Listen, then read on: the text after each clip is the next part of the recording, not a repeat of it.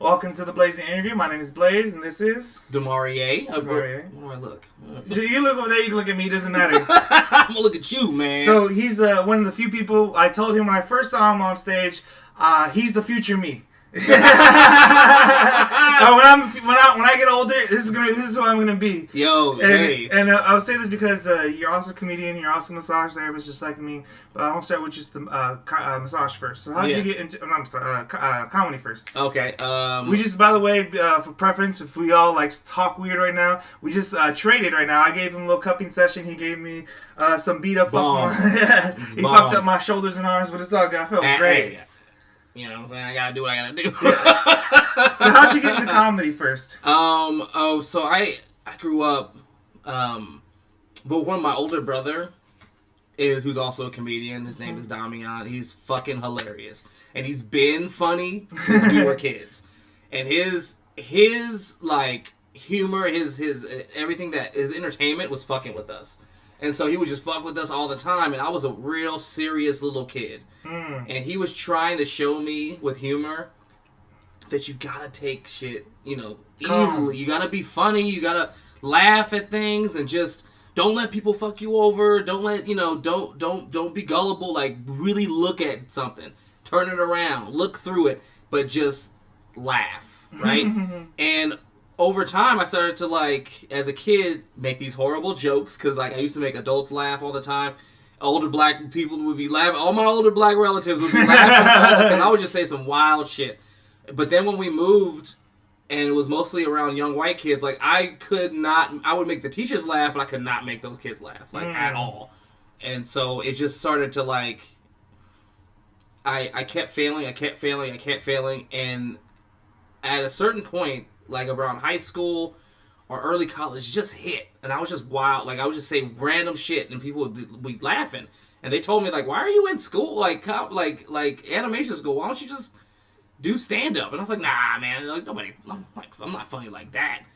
But when I started doing massage, I would massage, like, all day. And then at the end of the night, I'd be so tired and so stressed out. Not stressed out, but just wound up. And I'd get home and I would just watch stand-up, just like I used to watch when I was a kid. I would watch stand-up all night. And it would make me laugh, and then I would unwind. And then at some point, it just clicked. And then a comedian by the name of Chris Adams, shout out to you, Chris Adams, at some point, he went to my school too and was like, hey man, you're funny, dude. Why don't you host my comedy night? Okay. And that was your first time ever being on stage? Ever. And I was hosting. And it was like, I'll say 2007. And I was like, well, what do I gotta do? He was like, just come up with 5 minutes of material, and then you just bring people up and just keep the show going. I was like, all right, cool. So I called up my older brother, and then we just like cobbled together some 5 minutes of bullshit. And I get up on stage and I'm hosting this thing, and I break the cardinal rule immediately. As the host especially, I ran the light. I did 10 minutes just straight. Oh. Because I was killing them. Like, they were laughing, we were having a good time. But I didn't know. I didn't know that I was already out of pocket. You're tipping your feet in. You're like, yeah. But then the whole show itself was cool, like, and it was good to see people, like, get up there and not do so well, and then people do really well, and then see that there's a range and be like, oh, shit, maybe I should do this. And then I didn't do anything with it for a few months, and then I got my first Hell gig. Hell gig? Yeah, where all the chips are stacked against you, like it's one of those scenarios where you shouldn't be doing stand-up, but I didn't know enough to know that this was a bad idea. It was like an alumni dinner, and then one of the women who saw me hosting the show was there and was like, hey, he's funny, we should put him up and do some stand-up. And there was like no stage, no mic, like they were just like, come on up and do this thing. And I was like, all right, I didn't know, I was like, all right, let me do this. And then I get up there, and right before I'm about to perform, she whispers in my ear, she's like, oh, can you make it clean?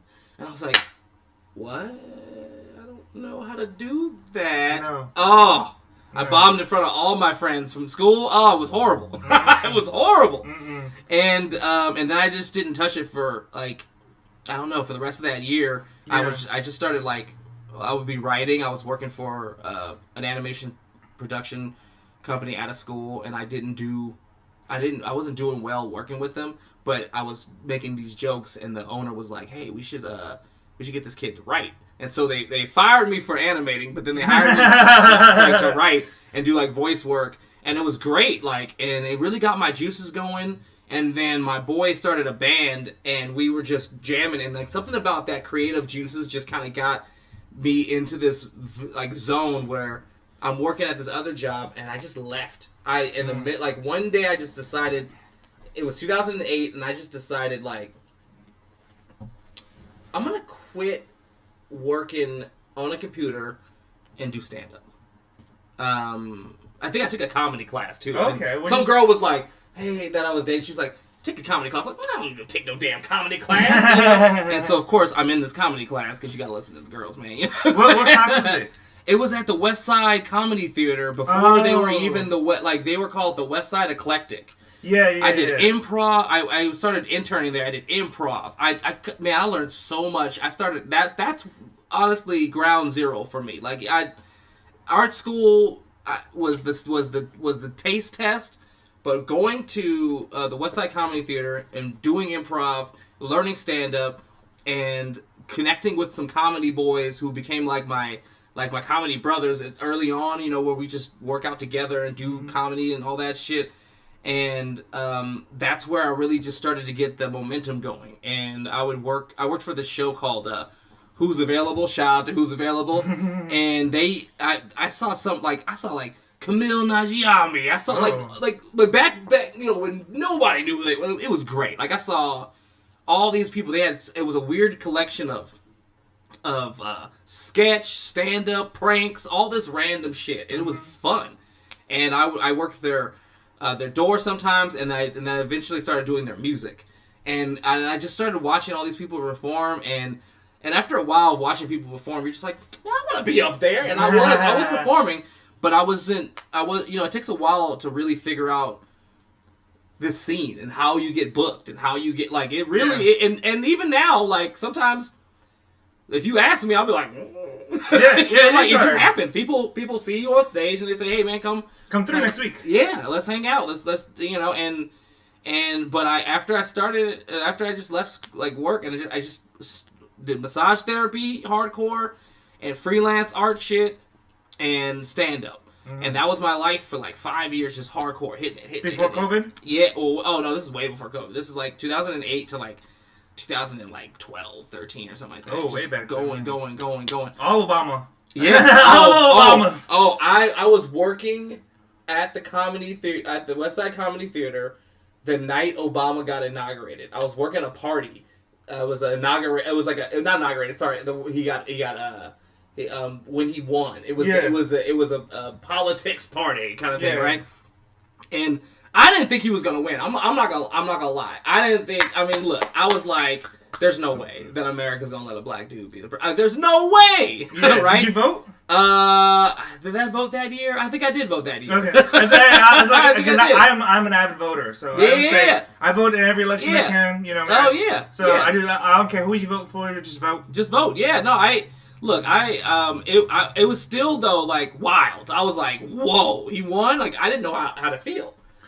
I want to ask you this because you know you were there for Obama, and then when Trump got elected, like what was the difference? Do you think do you have a feeling like it was different? Oh yeah, I mean yeah. what do you just look at their inaugurations? Like that's the thing. When you look at their look, everybody was trying to get to that inauguration party. I should have gone to the inauguration. Everybody wanted to get to that party. He had everybody performing, and then Trump's thought it was gonna be big. He was like, "It's just gonna be large. It's gonna be huge." You're like, huge. It's gonna be huge. He thought it was gonna be huge, and it was like so like it was just like his whole everything. The whole time, everything. He thought it was gonna be one thing, and it was something completely different. I will say this because I was in college when Trump got like 2016, and I was working in journalism. Oh, damn! I was doing journalism during that. I took a semester of journalism, and it just so happened to be that semester that I was doing it, and he got elected. And the funny part is, I got to go and cover the Democratic Party Like, no, it was great. It was great. So I was back in the University of Hawaii, right, when I was in college, and it was right. Oh, you were in Hawaii too. Yes. It was a very liberal blue state. Yeah. So I'm at the the Democrat Party. We get there, I want to say 3 p.m. Right. By the time it hit 6 p.m., these are all like politicians. These are like business folks. They're hammered because it's 9 p.m. in Cali. You know what I mean? So they're crying. They're like, "How could Hillary lose?" Crying. And I see like all these like business women, like, you know, they're little proper. They're wearing they're with the pantsuit. They got the suit. The pantsuit, or they got the really nice dress. You know? Yeah. One or the other. Either they're the guests or they're the politician women. And you see them, and then they're being carried out of the room, crying, bawling, and I was just like, man, bro, what the fuck? Man, because here's the thing: if Obama didn't win that year, we weren't gonna black people weren't gonna cry like that because we're just used to that. We're like, whatever, like it wasn't gonna happen. I started crying like when Obama got elected. That was the difference. I started crying. Like, we done it. I was like, what? I don't know how to feel. That's cool. It was amazing. No, it was as a stand-up around that time. It was amazing for like 4 or 5 months. And then you could feel the audience, like, whenever because black comedians, we're going to talk about Obama on stage. Like, you got to give us that. We're going to do it. Every black comic, we go on stage, Obama. and after a while, you could feel the energy in those Santa Monica audiences at Westside Comedy Theater. Mm-hmm. They just started pulling away, like started grumbling and pulling away. They didn't give Obama a year. They gave him 4 or 5 months. You know what I mean? And they're just like, he's not Jesus. You know what I mean? Like, he's not. Well, I mean, like the West, especially there when you're at Santa Monica on the West Side, like you're very, very like in the heart of the liberal country. Like those are bleed blue, man. But also conservative. Like they're liberal, but they got some conservative leanings too. Mm-hmm. And the thing is, like, that's why Obama. It was hard for him to really do some like wild changes. You know, people are like, oh, he's gonna do what? He's gonna do this. He's gonna do that. It's like, no, he's still gotta work in the mainframe. He's gotta work in that system, man. Yeah. That's why whenever, like, when Bernie like was going, I was just like, man, like you know, like when you know America, you know enough about America to be like, they ain't gonna let that brother go. like no matter how many young college kids are Bernie bros, they are not gonna let him do all the wild shit he wants to do. I agree with a lot of the wild shit he wanted to do. I was like, cool, but I was like, yeah, they ain't gonna do that shit. They like, and it's funny that a lot of Democrats now, they piecemeal it. They're like, we'll give you $20,000 back for school. We'll do this. We'll do that. You know? But like so few people like that. That $10,000 they got for student debt. Yeah. There's only like. It only affects like 4 or 5% or 20% of the U.S. population. It's a drop in the bucket, and it's like so like you have to be like tiny. It's such a small pool. Like it's a few million people versus all the hundreds of million people who really need that. So many people, man. Like like I'm glad I went to art school. I'm glad even the art school I went to. Shout out to the Art Institute. I'm like, even though it was like a for-profit art school and they were screwing us at every angle, I met some of the best friends that I've kept this whole time. Like people who have kept me alive and working and like and successful. Like and I also everything the way that I learn, because you don't go to school to earn, you go to school to learn.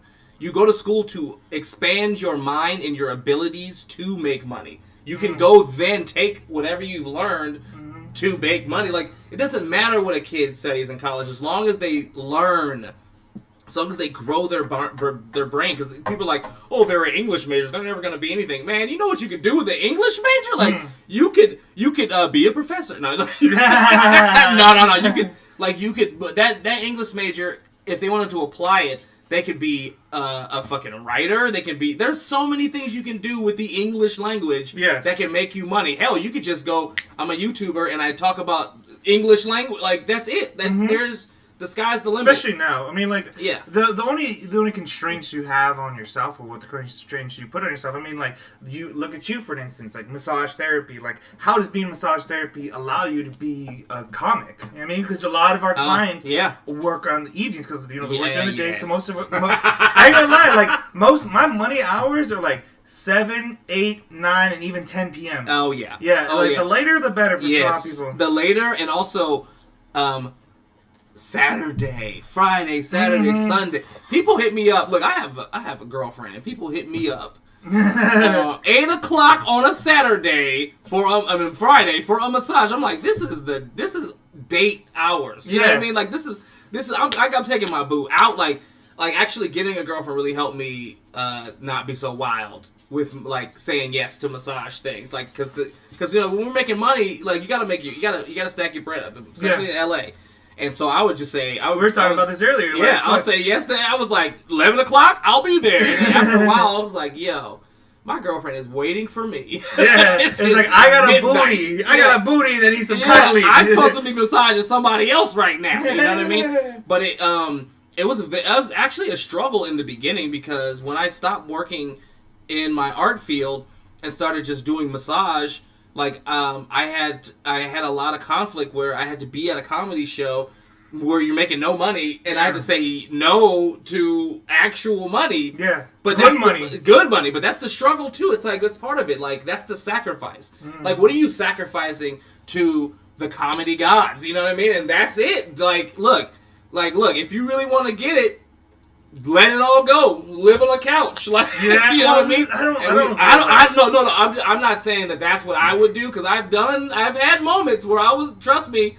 Shout out to all the people who let me be a homosexual. Like, but I don't know. I think being a massage therapist has allowed me the freedom to be my own patron. Like all my clients patronize my massage business, and I'm able to reinvest that money into time spent writing, editing, rewriting, performing. Like I have more freedom to move around because I make my hours. You know what I mean? Like because of my specialized skill, I'm able to spend a couple of hours a day making money that short money, quick, and then reinvesting that into long money, which is the time spent working on your craft as a stand-up. Which is hard, man, because a lot of it is time is money. Work. Time is money, man. Because the less money the less time you spend in massage, the less money you make. Oh yeah. The more time you spend in comedy, eventually, hopefully, hopefully, like this is all. Like, here's the thing. I like to think like from the few months that I've known you. I like to think that you're a smart dude, and I'm a smart dude. Like relatively, exactly. Smart enough to do our things. This was a safe bet for us. Like, it is wild to do it, but it's also like something told us that we're gonna make it on some level. Yeah. Do you know what I mean? Like, and really, if you're trying to be an artist, making it is being good at your art and working your craft. Selling it, that's a whole different part of the game. But the first step is, do you have your skills up? Are you sellable, really? Well, yeah, I have one of my few previous guests, his name is Brian Ross. Nice. He has this thing where he talks about like comedy is the only art form where they see you struggle to the top. Because even massage therapy, it's an art form, but they don't see you when you're in school. They see you after you pass a few hours. Like you now versus you when you started as a comic, you now as a massage therapist when you started. Like in comedy, you have to go on stage and you have to work the material out. Got it. You're into music, like you spend your hours in the garage. When you're doing art, when you're doing like animation, you spend hours on the computer. And then when it's finally done, when you reach the mountaintop, you come down to the mountain and you give people the gold. Yeah. You give them the blessing. Yeah. Whereas comedy, they see you struggle and claw and climb and they're watching us go. They're with us on this journey while we're just and we fall. Yeah. We so fall. Much. So much. Actually, it's so good. We're like babies. That's why you got to stay young in your energy and your mind, because babies don't care when they fall, and we have to be the same. Like, we go on stage, it's not even. Look, we're attempting. Yes, we're attempting to be funny. We all of us are trying to be funny. We just want somebody to laugh at this weird shit that we found or came up with or saw or think of, especially think of. Like, nothing worse than when you thought of this shit, you went on stage and you do nothing but the shit that came out of your brain, and the audience is like, what? They're looking at you like, the fuck is this motherfucker? Yeah, what is he talking about? I've actually heard. I was at Never do this, by the way. Never be one of the only comedians at a poetry night. Never do this. Because poets can be funny. Yes. But the comedian cannot be a poetry serious. Like, it doesn't work. Like, we could be poetic as a... Like, until you've gotten your bars up, like, there's a way to do it. At the time, I was maybe 2 years in the game. I was not there. And not ready. I remember seeing this guitar player. She was like, what the hell is he talking about? Like, I can't hear him on stage. I'm like, damn. And it was all bad. Because everybody's like, they're like, and it was all like, you know, Deaf Poetry Jam poetry, like, in the vagina, Africa, Mother Africa, you know what I mean? Like, Africa, and I'm over here like, yeah, so anyway, let's talk about my dick. Like, you know, it was bad. It was all bad.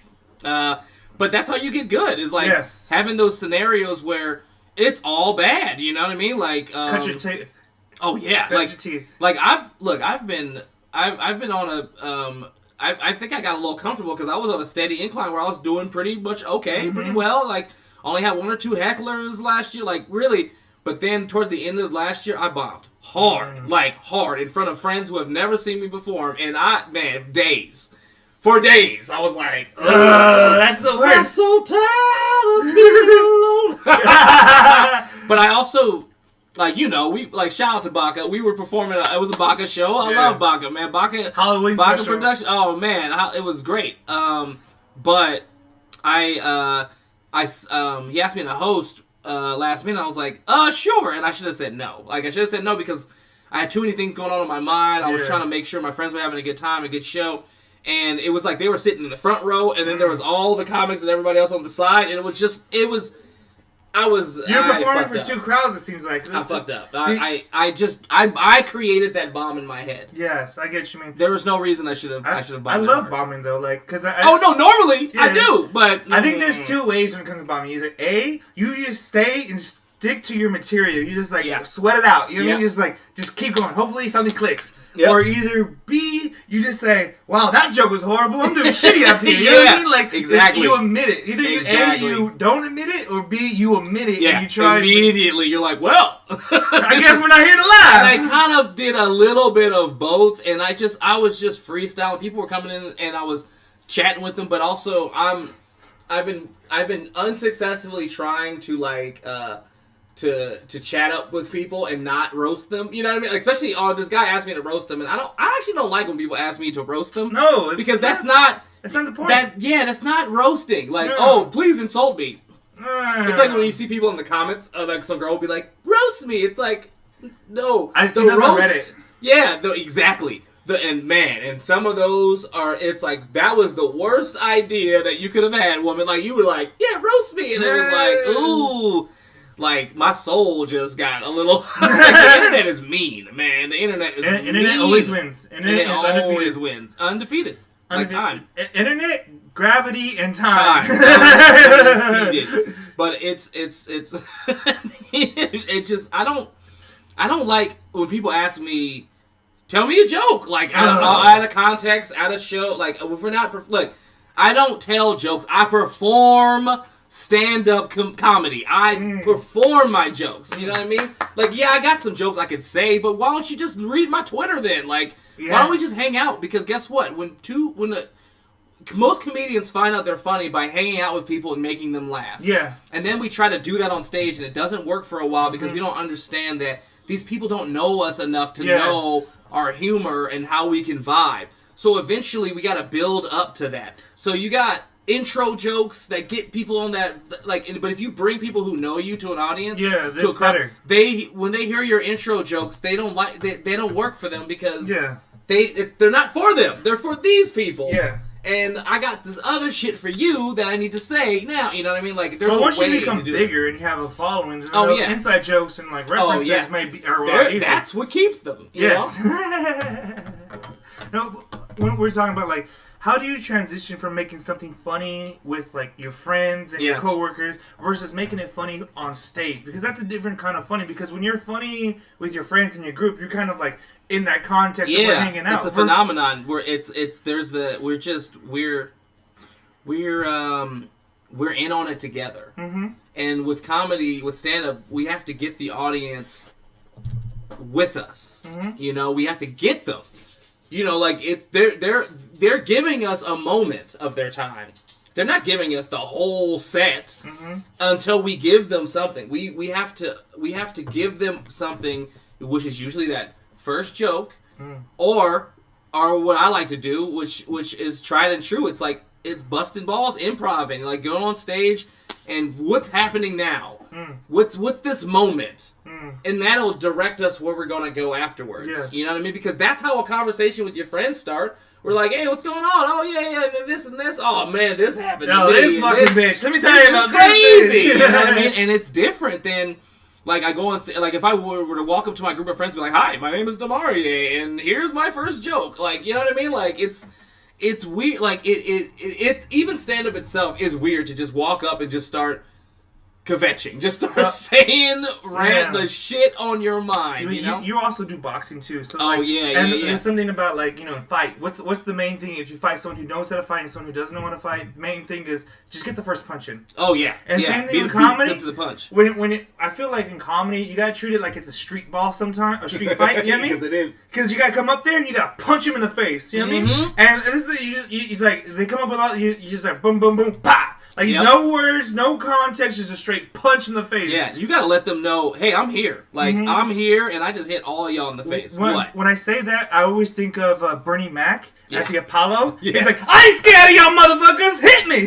Do you know the story behind that, too? Oh, yeah, because they were heckling everyone. Everybody was bombing. Everyone was doing horrible. Yeah. And Bernie Mac comes out there, he tells the DJ, he says, all right, look here, man, when I tell you to hit it, all right? And he goes up there, I ain't scared of y'all motherfuckers. It was beautiful. Like it's even better when you like learn the back history and then you watch it again. Oh man, he's like, man, I take out my shit, this whole room goes dark. Big boned and destruction. Oh man, like Bernie Mac. Bernie Mac. He's one of the greatest. Like he just and his style is so like. It's relatable, but he's out there, and that's why he was able to transition into movies and do so well. Like, if you think about, like... The Bernie Mac show? He's just been in so many movies, and he's different. Like, one of my favorite characters is Jangalang from fucking, Life. He's just so... He's like, Jangalang. He's like, his hands are soft, like a lady.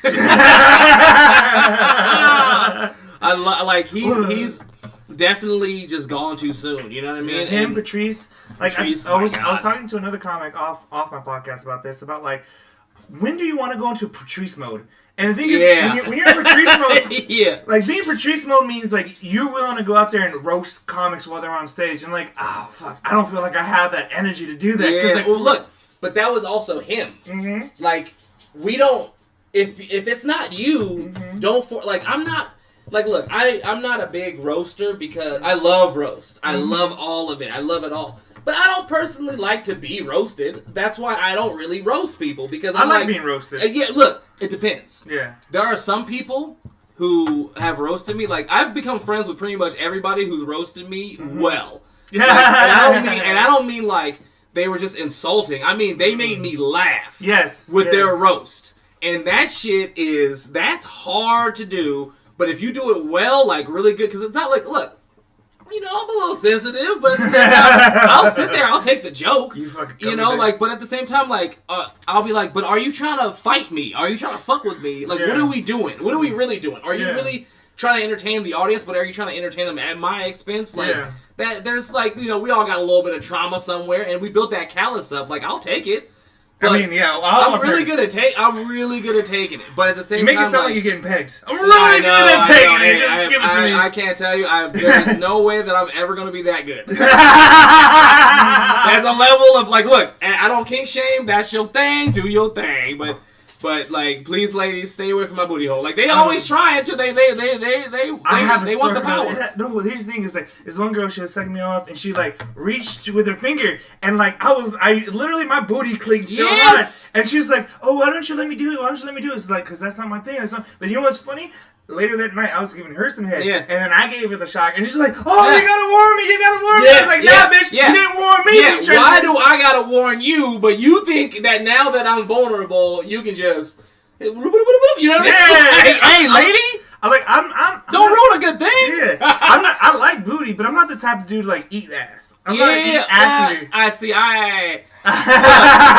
Listen, I'm a booty man. I love booties. I'm not saying that I'm just gonna eat anybody's ass. Like, you can't just be eating asses willy nilly. Amen. But like, you know, shit. If a woman is sexy to me, I'm gonna do a lot of things that I'm probably not gonna tell people about. I would eat ass if it's either A, in the shower, or B, she just got out of the shower. That's fair. That's fair. And also, you have to prep that, too. Yeah. You gotta prepare, you know what I mean? Like, you gotta prepare everything. Mm-hmm. And I don't think, look, I love hygiene, I love to be clean, and Amen. And I clean everything as though I'm preparing for that, but I'm not. It's just, like, look, if a girl's sucking your dick, she's close enough to that area that you should be, and girls have a way better sense of smell. It's like a trick from God. Like, he's like, let me give women the best sense of smell on the planet, and then make men the grossest. Like, let's just do that. And it was like, nah, man, that's messed up. I just I think this is something I'm gonna talk to you about conversationally, because it's gonna find its way to the stage, because the reality is, like, I love porn. I've been watching it, and like, porn is amazing. I love it. I love it too. Same. But you know what? There has been a increase of ass eating in porn that I just can't, like, look, anal used to be special in porn. It used to be like, oh shit, they got this anal scene. Oh shit. You know, like bacon. And now bacon's everywhere. You know, they used to sprinkle a little bacon on some shit. Now they sprinkle bacon on everything. Right? Bacon places bacon is not even supposed to be. And now it's the same thing with anal, and like they start off a scene with anal. You're like, damn. Mm-hmm. And also now, like, ass eating is huge. Like, I don't mean like the dude is eating the girl's ass. Of course that's happening. I mean, the dude's got his legs up and the girl is going to town. And I'm just like, yeah, all right. I'm not into watching it. I mean, I'm glad that you're having fun, but God, hopefully, damn, bro, like, that is a lot. That is a lot to take in. And I blame Jenny Aiko. I blame her. I blame Jenny. What? Yeah. Why? Gotta eat the booty like groceries. Gotta eat the booty like. Here's my thing. If she was also the booty eating and receiving type, sweet. But I watched an interview with her where she said she's not really into it like that, which makes me believe that a lot of people have hit her up about it ever since that song. They had to. And she was like, no, I'm actually not really that kind of girl. Why would you make everybody else that kind of girl then? Because now they're all doing it. And maybe you weren't really into it, but you popularized it. You made it a little too popular. Yeah. And she was like, well, I just wanted something that was gonna rhyme with supposed to be. And I was like, there's so many close to me. Like, there's so many things. You gotta eat the booty like groceries. Damn. I mean, baby, that's how else are you gonna get close to me? This is true. I know. We are so close now. But it's just like, come on, girl. Like it's like, you ever talk like too much shit to a girl about, and then but you really couldn't fully back it up? That's what that was like. That's the whole song. Yeah. I mean, I try and set the limits. So the thing is with me, with lower sex, the here's the thing is with me. Whenever here's my two like selling points. When I talk to them, when I'm trying to hit up a girl, and it's like, oh, how good am I in bed? It's like, my two things is I love to eat pussy. Yeah. I eat the pussy like boom, boom, boom. I'm fucking in there. Like, I eat pussy like groceries for sure. I'm swimming in that pussy. You know what I mean? I'm getting the strokes in, and the second thing is that I last too long. And I've had women laugh at me, and they think, no, it's a thing. It's like lasting too long is a thing. No, trust me. Look, so here's my thing. Like, are you into edging? People think I am, but I'm not. I know. I'm just saying. Not. Hey, no, look. I'm not. It's not that I'm trying to edge. It's just like I'm trying to come, and then like I can feel the cum coming up, and then it's like it gets to the head, and it's just like it backs up. Yeah. Maybe it's a massage therapist phenomenon, to be honest, because I've definitely got that problem sometimes too, where it's just like because like I've had girls be like, "Can you hurry up and come?" Which is like the least sexiest thing to say. Like, y'all need to find a sexy way to say it. Are you done yet? You done yet? It's like, because I think this is the thing. For me personally, I love the sensation of sex, because look, I'm a man. I could come anytime. I came just now. You know what I mean? I can come anytime I want. Hey man, make sure you wipe off. I know. I'm sorry. Sorry. You know what I mean? Like, it's the communal couch. Excuse me. But it's like it's not. The coming in sex, like there are varieties of cum that have, like where you're just like, oh my, there's the ones where your eyes roll back in your head. Oh. There's the ones where it's like oh, okay, that's cool. You know what I mean? I've had some where it just sucks the soul out of you. Oh yeah, that's the best. And then, or where you just like, you ever made a noise that you like, where did this come from? Where did that shit come from? I'm gonna lie, this girl, she had pussy so good. I told her when I was danger. I rolled over outside every time. I was like, I need to bake you a cake. You need a cake. That pussy needs some cake. I fell asleep saying, you need cake. Oh, the next day, I went and I bought this bitch a cake. The cake's made a cake habit. She manifested the cake. Yeah, shit. Sometimes that pussy's so good, you buy her cake. That's the secret, women. Just have really good ass pussy, and motherfuckers will just bring you cake. You know I'll bring you pastries. Pastries, like, cause look, that's the thing, man. Sometimes you put it in, and you're like, I have made a mistake in a good way. This is the best mistake ever, but because that's the thing with stamina is that that WAP shit is real. But when you have stamina, like even good pussy, like you're like, all right, cool, I'm really good. But when you get into the right hole, like the two right hole, like that was like it'll take all your shit. You'll be like, oh shit, like if you're talking shit like, girl, I'ma last all night. That's how I always do. Then you stick it in and it's like, nope. You're going like, cause sometimes you don't know that it's about to happen immediately. Like you think it's like, do, and it's like, oh shit, I got 5 more. Oh no. Yeah, yeah. And that's when they want to like get active. Like the moment you're like, let me just slow it down a little bit. They're like, no. You're like, oh, hey, look, don't do that. Don't do. Well, you fucked it up. See, the thing is with me, I learned my I guess my like how to come quicker. Yeah. Like honestly, for me to come quick is like right after waking up. Like in the morning. Like morning wood is like boom. That's the quickest I'll come. I'll come in like 5. It's what your testosterone is the highest. Yeah. That's actually the best. That's when you're supposed like. One and done. You know what I mean? One thing, like, especially when I take a girl out today, I get her some, like, drink, get her some smoke. I'm more of the type of guy, like, I want to take my time. Like, why we got to rush? Like, some of these girls, like, they want to rush into it. Just stick it in. I'm like, wait. Because they wants the dick. Which, look, ladies, yes. Well, it's like, but we need to wine and dine the pussy a little bit. Like, we're trying to set the mood for the pussy. Like, so when the dick comes in, it, like, trust me, when you eat pussy real well, that pussy feels so much better when you put your dick in. It's like, it's magic. And honestly, like, if you want to go a step further, fellas, massage your bitch before you fuck her, to be honest. Like, massage her. I don't mean try to fuck while massaging. I mean, even if it's half an hour, just rub her feet a little bit. Of course, rub on her booty, for sure. But don't get lost in the booty, because you can get lost in the booty, trust me. Like, really try to strip away some of that tension, and I'll guarantee you. You know what it is? The neck. The neck. Yep. The neck. A little bit of jaw, the hair, the face. The forehead. The ears, nigga. The ears.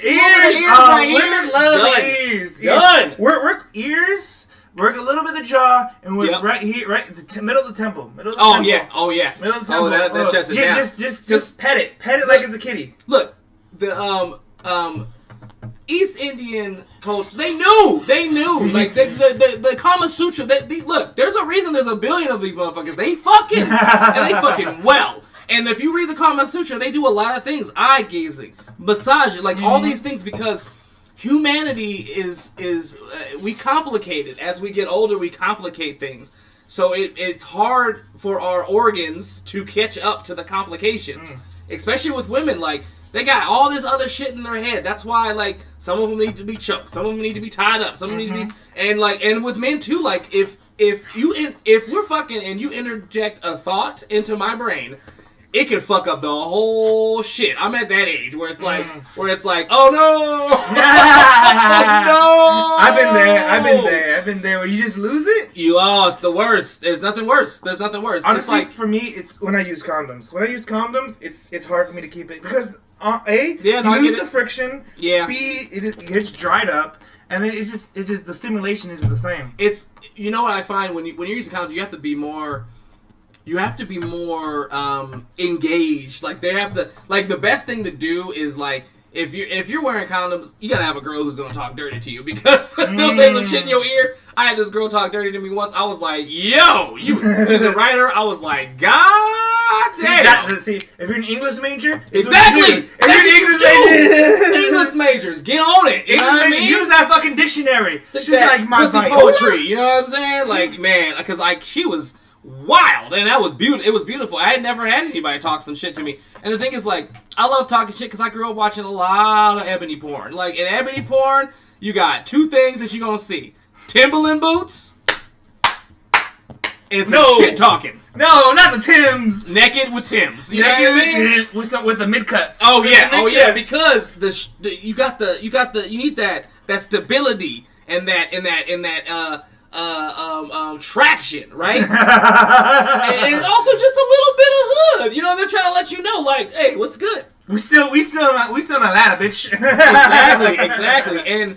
And then the shit talking, and I don't mean just the guys. The girls are talking shit too. She's like, "Yo, give me this dick, nigga." She's like, "Yeah, I'm about to get you that fuck this pussy, bitch." Like, you know what I mean? Like, right? Oh man, and I hate when sex is too quiet. Like, we got to be talking. We need good music. Like, basically, it's a production. You know what I mean? So it could be a short film, or it could be an epic. Yeah, it could be an odyssey.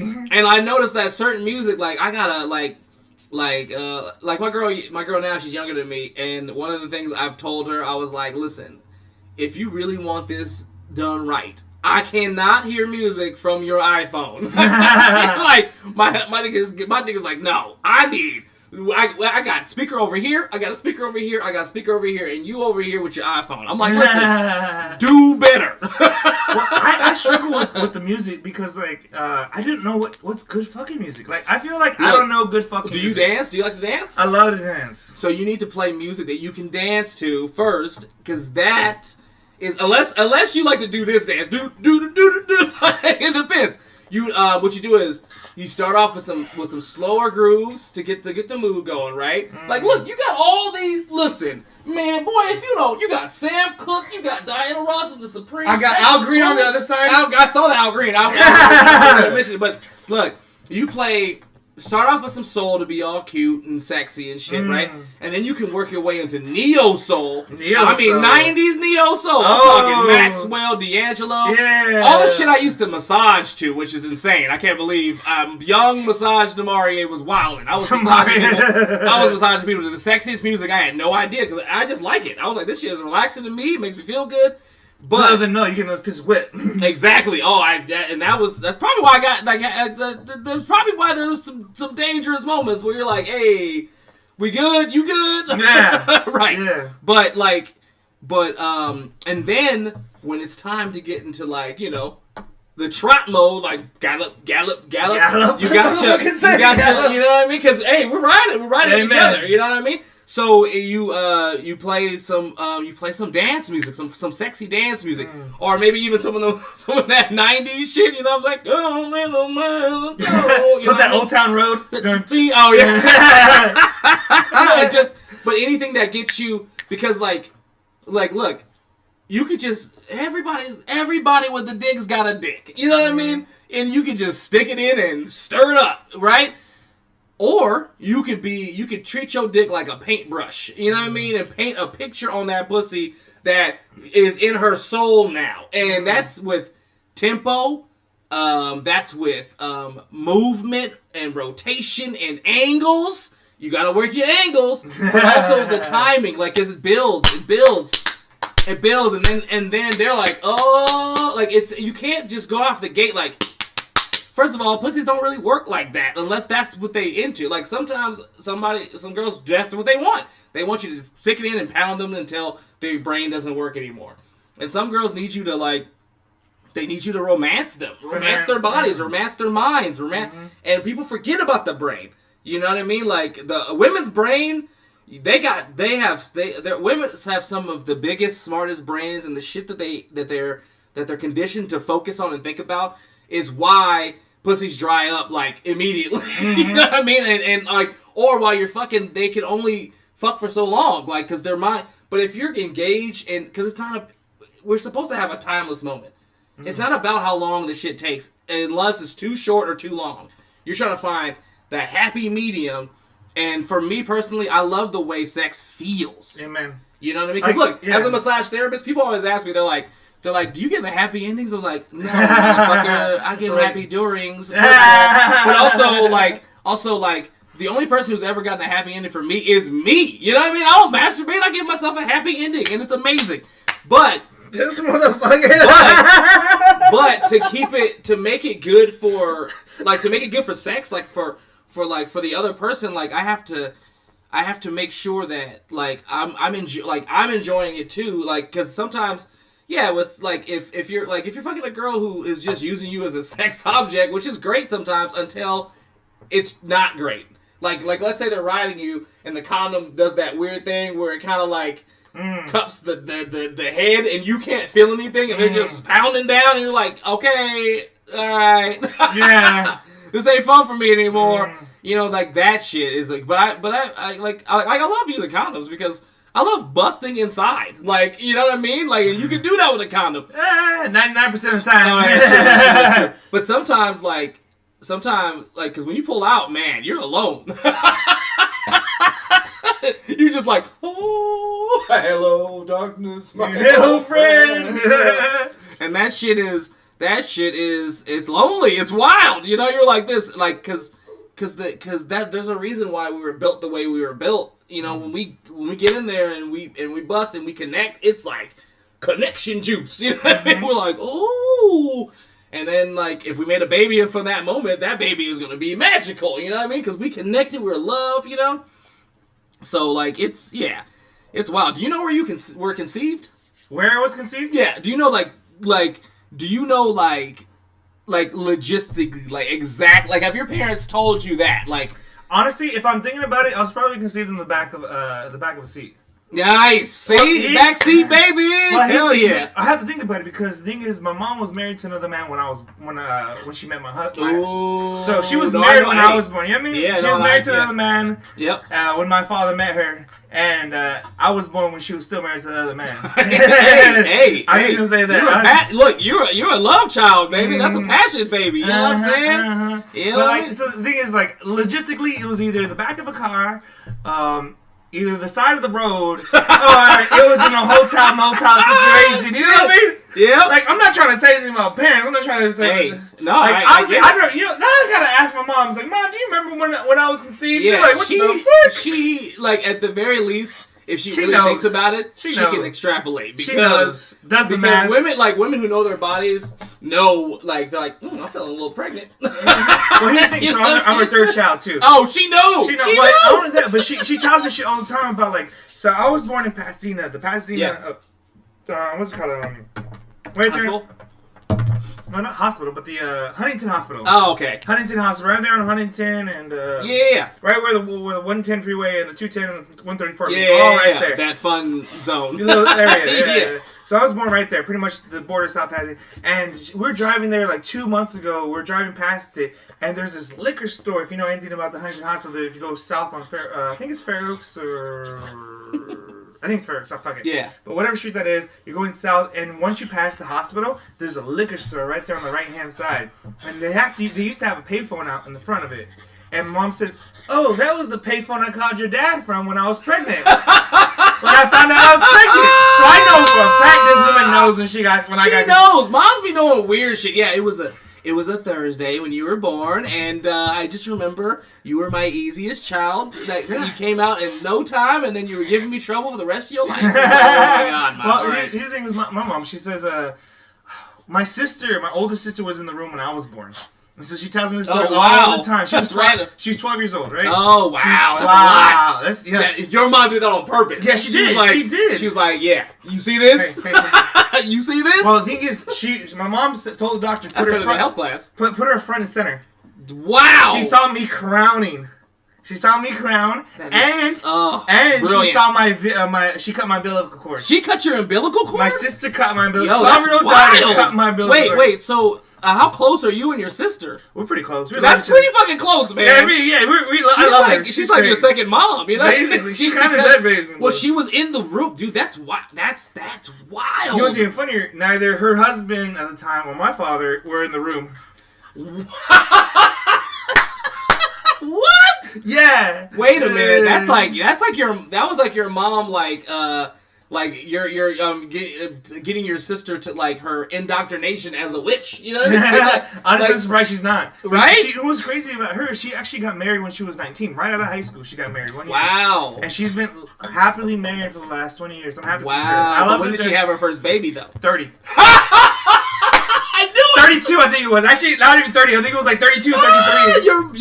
Your mom's smart, man. And she got a C-section. Oh, of course she did. She was like, shit, that ain't gonna happen to me. As you can see, funny, and it wasn't even her fault she got C-section. It was the baby's fault. It was the baby daddy's fault. Because the baby daddy got a big old head. And the baby got a big old head. That'll do it. Baby daddy and the baby got a big, like I call him all the time. He's my it says, how's my favorite bobblehead doing? Because he got a big old head, but he got a little old body. He look like a bobblehead. Like see, women are looking at the wrong head. You know what I mean? They're like this. Yeah, we like big dicks. Like, yeah, pay attention to that motherfucker's head, though. Maybe that's why she fell in love with him. Exactly. It's like he's like, hey, he's big everywhere. Well, shit. I mean, that's the case. But damn, he big headed. Exactly.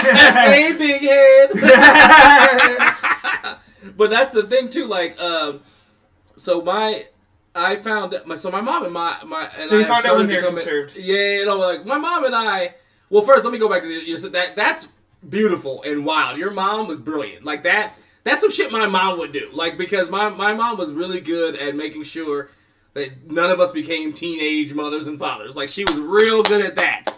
But then she got us a little too good. Yeah. Because now only 2 of her kids have a bunch of kids. 2 out of who? 2 out of 5. 2 out of okay. There's 3 of us. We're just like, I mean, 2 like me and my older brother. Like I mean, maybe I'll have. I don't know.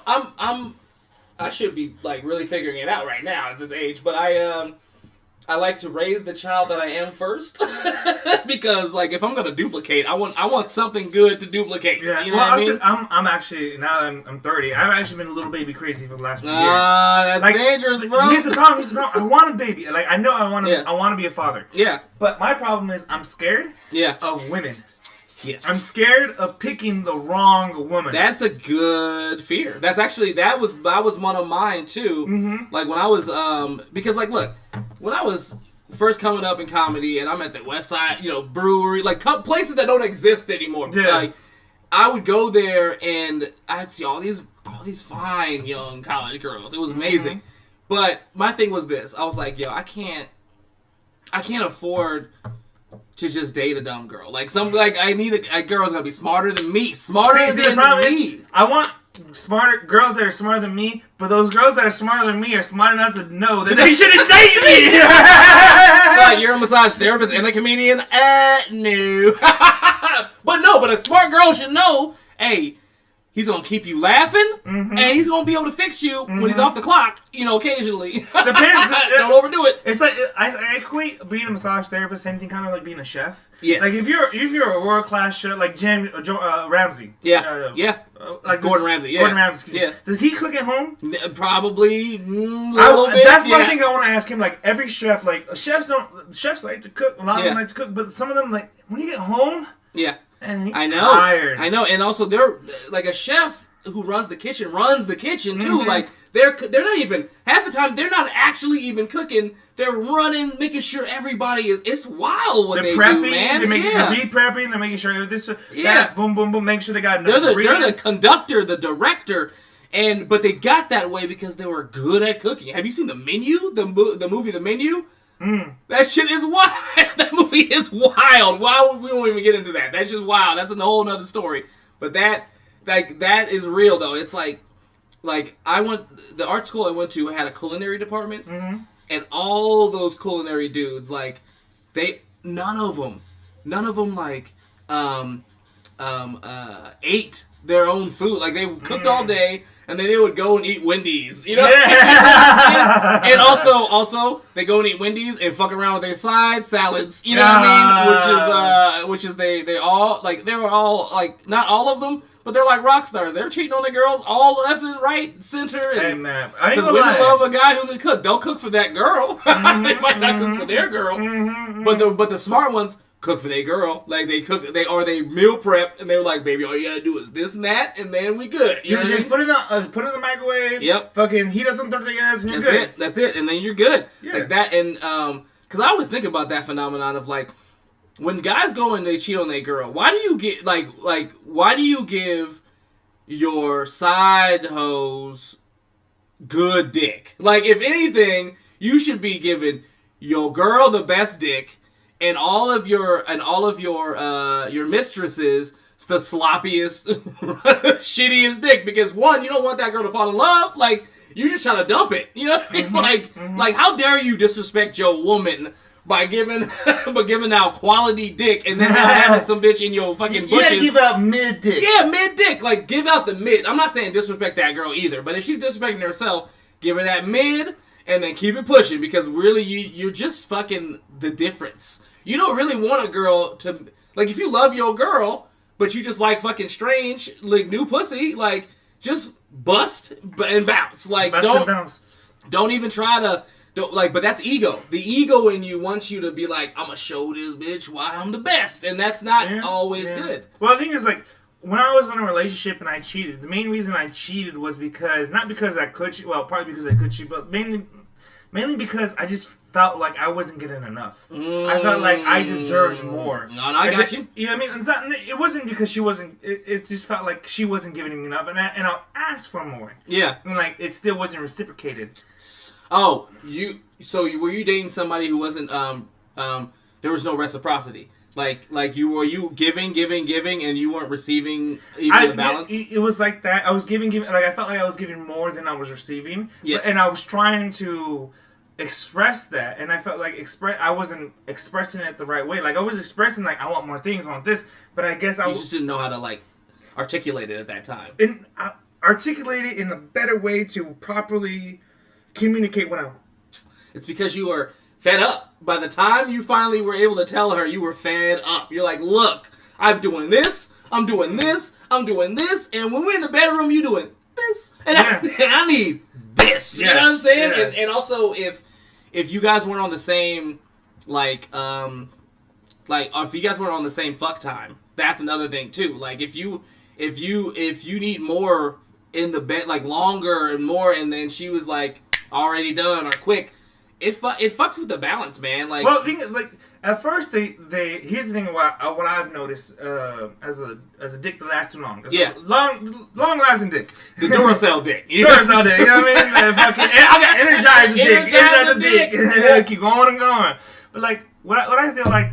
I try and communicate that with women. It's like, it's not you. It is a me thing. Yeah. And it's just like, it's not like I'm trying to edge. I'm not trying to edge. I'm not one of those. I'm trying to come. Like, I'm telling myself, this is a problem that I've actually had since high school. You know, no, I get it. I think look, you're a 90s baby. I think it's more, you're a product of your time in terms of, porn was everywhere by the time you were. Bro, I remember the first time I saw porn, it was 6th grade. It was going to 6th grade. It was it was Friday night. Because the reason why I know it was Friday night, because my parents were out of town. It was me, my brother, and my cousin. It was me, my brother, and the cousin. And we were bored. So they gave us $20 for pizza. And back then we had the 5-5-5 deal with Domino's. Oh, yeah, baby. Yeah, they get the 5-5-5, give them the $5 extra for tip. I know exactly what year this is. I'm a former fat nigga. I know exactly what year this is. As a former. I know, I'm current. I'm a mid-size SUV right now.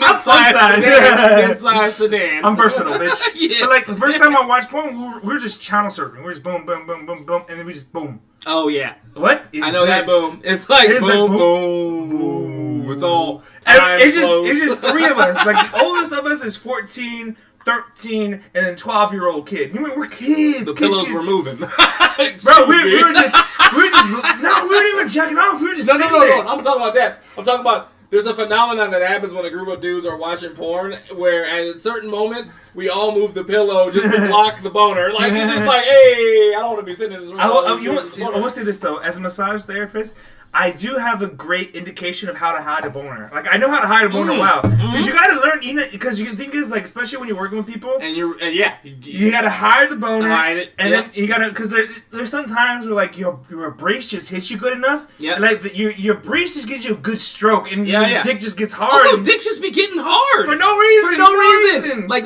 all these, like, this is what I can't stand about the girls with the strap on is they don't understand. It's like, look, y'all out there with the best quality of the dick, but at the same time, the trade-off is they don't get to feel, and they don't have to deal with the motherfucker just going off. Like, and sometimes the shit just, you'll be on the bus and you're like, damn, what the hell, for no reason. But also, like, sometimes, like, have you ever been massaging, like, after, like, you just had sex the day before, and then you have a flashback. You're working. Oh. You're not even thinking about more like that morning. Yeah, exactly. And then you're working on a person, and then a flashback hits you, and then you're like, oh shit. You gotta like rearrange. I'm sorry, sir. Let me just. You know what it is? My trick is about getting. It's about hips. So what I do is I like shift my hips so that way my boxers and my shorts and I cover it up so that way I don't have to like I'm like hey. Or when you're getting a massage like there's like I was telling you when we were like doing massages like the a couple of the Chinese places I go to, there's a couple moves they do where I'm just like, what is this for? Like, I'm just, because I'm mentally breaking down why are they doing in my head, like, what it is. And I'm just like, yo, what exactly is this move for? Yeah. Like, you're literally just rubbing the sheet against my dick. Like, what are you doing? I think they actually do that to wake you up.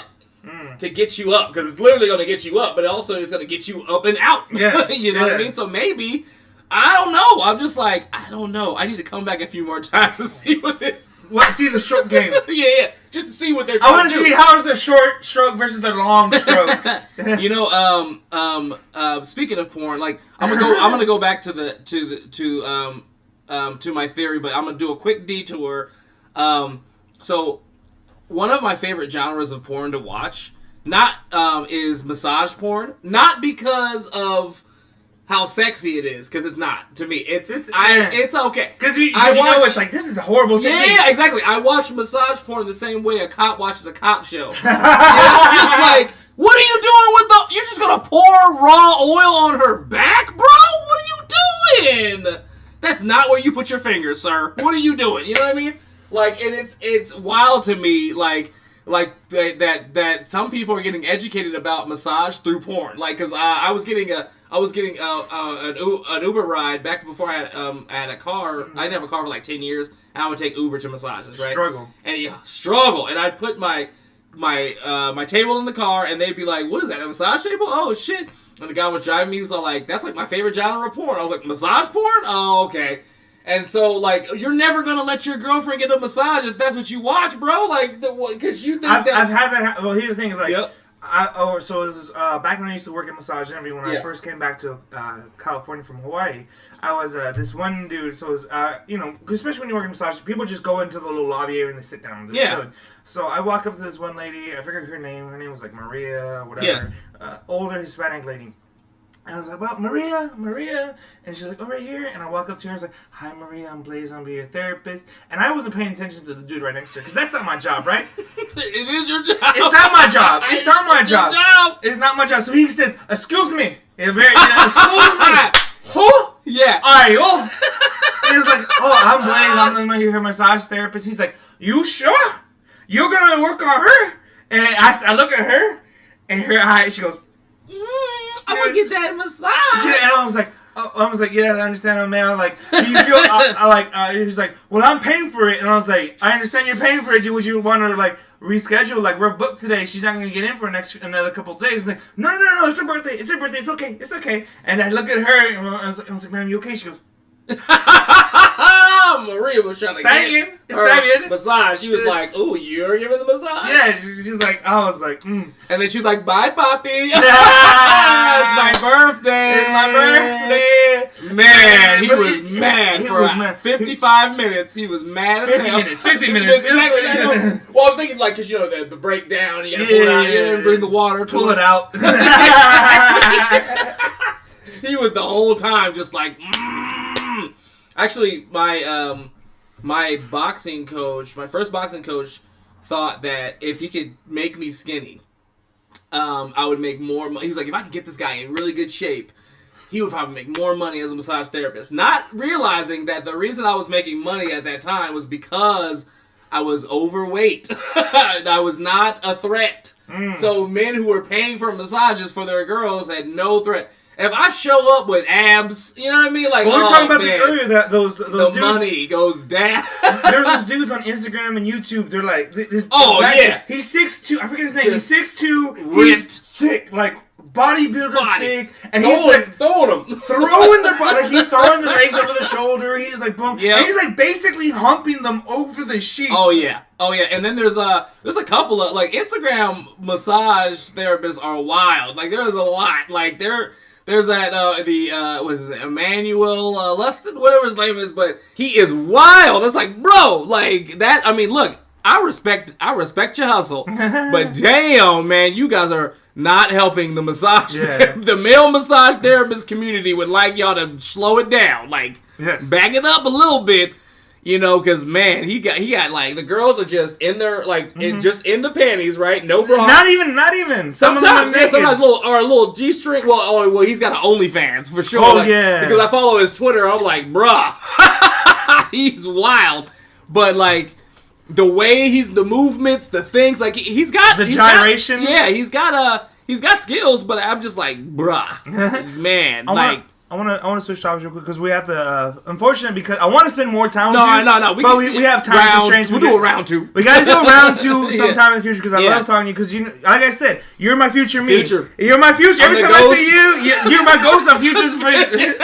Massage, comedy, future of things to come. One of the things I like to ask is like, what is your level of success when it comes to comedy? What would make you feel like I'm successful? And there's different types of success. Yeah, I'm at this point where I'm just trying to be on somebody's Mount Rushmore. You know what I mean? Like, and the only way to do that is that I have to somehow find a way to, in my own way, in my own lane, change the game, change the distance myself from my comedy gods. So my Mount Rushmore has too many faces on it, to be honest. And a lot of those faces, y'all don't know who they are yet. But you will. You know, shout out to my boy Anye Malik. Shout out to my boy Jeremy Scipio. Shout out to my boys. Shout out is Mike Sasson. Mike Sasson, yeah. I fucking love Mike. Like, look, there's a lot, man. Like, shout out to my girl Keela. Oh, shit. She used to do my hair, too. She was amazing. So for you, it's just to be, like, remembered among the greats. Yeah, man. Like, look, just like with massage, the money's gonna come. Like, because for comedy, like, a lot of times I think we get really like myopic and just like tunnel vision, focus on like I gotta make money in comedy. And you can do that, but also working really hard to be funny on stage translates really well into we've seen it. We've seen the pattern. TV shows, movies, commercials, like anything. So you can make your bread. But please work on your art and please push the craft forward because that's what artists are supposed to do. Well, it doesn't matter. Comedy, rap, hip hop, anything, man. It's always about pushing the genre. Yeah, I just want to be. I don't even have to be on your Rushmore, but I want to. If people are reading in the comments, what about Demarie though? Yeah. You know what I mean? And I've been doing it for a while, but I'm not like I haven't been one of those people who post a lot of my shit online, and like that has come back to bite me in the ass now. Or I started an Instagram page for fun, you know what I mean? And now I'm like, oh shit, this is real.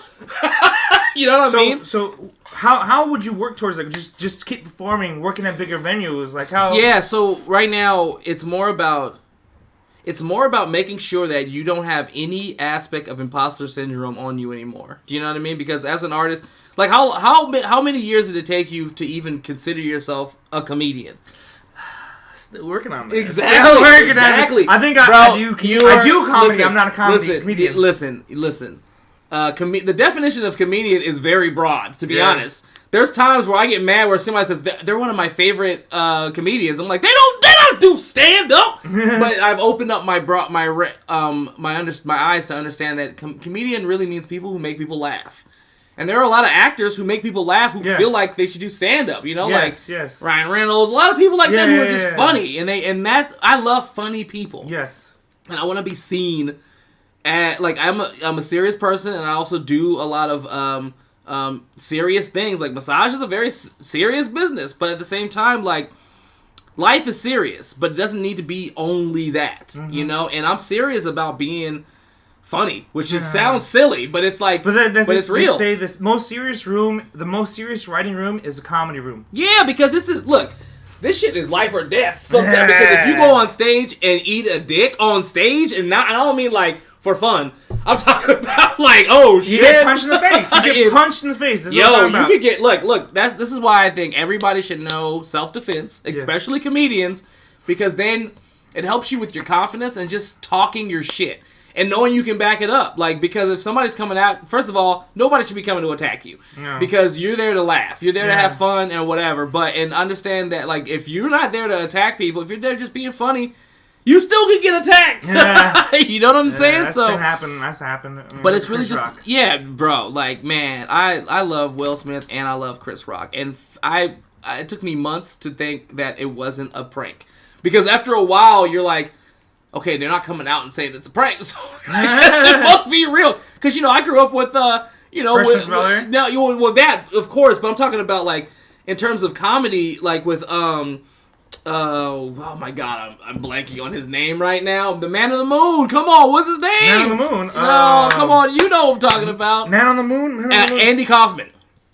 And Andy Kaufman had something going with Jerry the King Lawler where it looked real on TV. Like, they were really, like, he's wrestling an event and he's getting fucked up. And then he shows up on a talk show and fucks him up. You know what I mean? Like, it looked real as hell. And then you find out they're besties. They're friends. You know what I mean? Yeah. Like, in real life. And so it just felt so weird to me. And it made me think, like, nah, this can't be. And then after a while, you're like, yo, I think this is. Oh, shit. Like, look, Will's from Philly, but Chris is from Brooklyn. Yeah. Like, so you would think Chris would have been like, hey, he's coming up on me. But Chris was just like, but he had his hand, because, the thing is, like, it's Will Smith, this is the and he's nominated for an Oscar, which he won. And he had his hands behind but Chris had his hands behind his back the whole time. He didn't know what he was going to do. He was like, uh-oh, what's going on? Like, he even said, what's going on? He got slapped. He was like, and you see him when he got slapped, he was like, whoa. Like, he didn't see that coming. Yeah, he was like, Will Smith just slapped the shit out of me. which is... Because it's funny, but it's true, because that's his response. Yeah. It's like, what the fuck just happened? Yeah, but going back to what you were saying about bombing, it's the same thing. He pointed out what just happened. He was like, that's a classic professional. Yeah. A consummate professional. That will be remembered forever. Yo, look, Chris Rock is one of those people that sometimes people don't... I feel like you have to get him. Like, you know what I mean? Like, as a comedian, like, Chris Rock is somebody you have to get. Yeah. And because he is so, like, dry and raw and funny. But, like, he's one of my greats. Like, I've watched all his specials. Like, he just has it. Yeah. And nobody, there's almost no host of a fucking award show. Maybe like I love Ricky Gervais. Yeah. I love it. Steve Martin did a great job. Like, there's certain people that do it well. But Chris Rock was hosting the MTV Music Awards, right? And Green Day, not Green Day, Good Charlotte was on stage performing, right? And right after they were done, he walks and he goes, "Good Charlotte sounds more like mediocre Green Day." They were still on the stage. It was amazing. One of my friends from college pointed that out to me, and I was like, "Oh shit, that's right." Like, he don't give a fuck. Like, that's Chris, though. Mm-hmm. And that's why we love him, because he's just out of his mind. He's wild with it, but he's smart, and he knows, like, he's on that Don Rickles shit. Yeah, you know what I mean? But the thing is, like, I look back, when Don Rickles died, I look back at all his interviews, and if you look at all his interviews... He's amazing. He does, well, no, he's amazing, but he does a lot of the same jokes. Oh, yeah. Like, you want a cookie? Yeah, exactly. That's a trademark, but the thing is, like, because, like, back then, when he was doing it, like...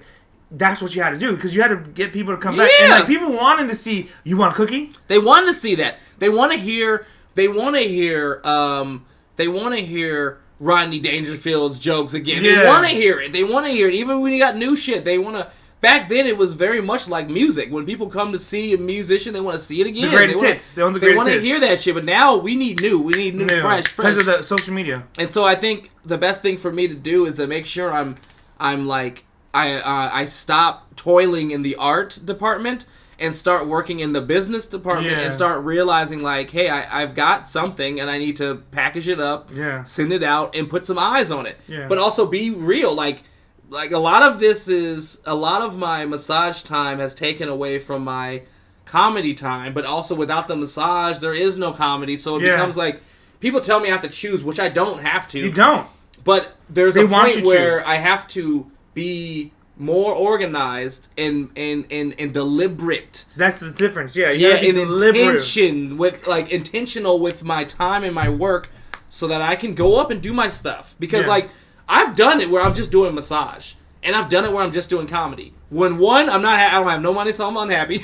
With the other one, I'm not doing comedy. I'm not being funny, and it affects my massages and my mood. And my girl, she'll tell me, she's like, I'll say something random and funny. She'll be like, if you don't get your ass on stage, you need to get on stage. And it does. It changes everything. And it's life, you know? Comedy is life. Amen. And I need to live my life, as do you, and we just got to do it. But before we go, I'm going to bring it right back to that one thing. I think the issue is, look, you started watching porn in sixth grade, right? Probably, yeah. And you start connecting with yourself in porn at an early age, right? Mm-hmm. And as you're doing it, like I feel like there's two things that happen with this. Either the guy becomes the kind of guy who beats off really fast and that's it, and he's done, right? And so he has no stamina, and when he starts fucking girls, like, he just starts doing porn shit, like, real fast, like, pumping really fast, and there's no... I want the story. I like the story ones. I need an intro. Yeah. I need like 2-3 minutes of intro. Yeah, you need up. Like, why are we fucking? You know? Yeah, I need that. This is it. That's why I like long. Exactly. And so for you, it's a whole event, right? And so, like, the thing is, when you watch porn like that and you watch the whole story, the storyline, and everything happening, it's a whole thing. But also, it's an emotional event. Also, it makes you like take breaks while you're beating off. You're watching it and you're just like, oh yeah, I call it procrastinating. Just kind of have your hand in the dick, right? It's like when I watch Game of Thrones. I watch Game of Thrones two ways: with people and alone. Amen. It's like, oh shit, shit, somebody's dying. Oh shit. But the thing is, when you're doing that, you create this like stretch where you basically have trained yourself to be a marathon runner. You know what I mean? And also when you start having sex, like the disconnect of watching porn and then being in porn, like basically like you're having the sex, like it's different because it all feels different. And so first you got to connect. It's a connection thing, really. Yeah. When you're like, because when you've had sex with girls who you really connect with, does it always take a long time? Because sometimes, even then, still, they have to figure. You know what it is? Sometimes I feel like they got to figure you out, and some girls ain't really trying to figure you out. Yeah. You know what I mean? But if you were to find somebody who wants to explore with you, you probably just need to do tantra. Yeah. You probably just need to do tantra. That's probably what it is. You know what I'm saying? You probably just need to be like, all right, girl, we just gonna sit here, meditate, and just flutter for an hour, because I think that's where I'm trying to go with it too. Because I'm just like, fuck it, man. If we're gonna be doing it for this long, we might as well just put on a movie. But before we finish up, we gotta close out now just because of time. Yeah. Instagram, YouTube, TikTok. Oh yeah. I mean, look, my Instagram is InstaBlack with the Q. I know. Look, I was not taking it seriously, and I still am not, but I post fun stuff every so often and shows. We got a show this Thursday. I don't know when this is posted out in a month later. It's going to be posted a month later, so the show hopefully was great. But it's going to be a weekly, and it's Thursday's your weekly show at where? It's a secret location that you have to click on the link on my bio, and then you'll get the when you sign up, you'll get the address. But it's new thing. It's a venue that all comics know, and it'll be great. And my Twitter, I believe, is Metrosexual Chocolate. That's my Twitter handle. And what else are we saying? YouTube, Instagram, Twitter. My YouTube. YouTube. I need to get up next time you see me. My YouTube's gonna be up on point because like I know how to do too many things. I've been to animation school. I do fucking massage, comedy, like, and I coach boxing. I teach the basics. Nice. I try to teach you not to like how to punch and how not to get your ass whooped. That's all you need to know. That's all you need to know. As long as you know how to, you know what I'm saying, like bob and weave. Yep. And what you're looking at when you're watching a fight, you know what I mean? Because sometimes you're like, I don't know what I'm saying. I just see two motherfuckers beating the shit out of each other. But it's magic. It's all timing. It's all like music, all that shit. It's all music to my ears, and I love it, man. And I've had so much fun. This is definitely the most fun I've had on a podcast. So, man, thank you. I appreciate you, man. Bro. Hey, it's the only podcast you got a massage on. Bro, y'all, this podcast need to step up. You know what I'm saying? Because shit, I feel great. Amen. All right. Well, take care, y'all. Stay safe.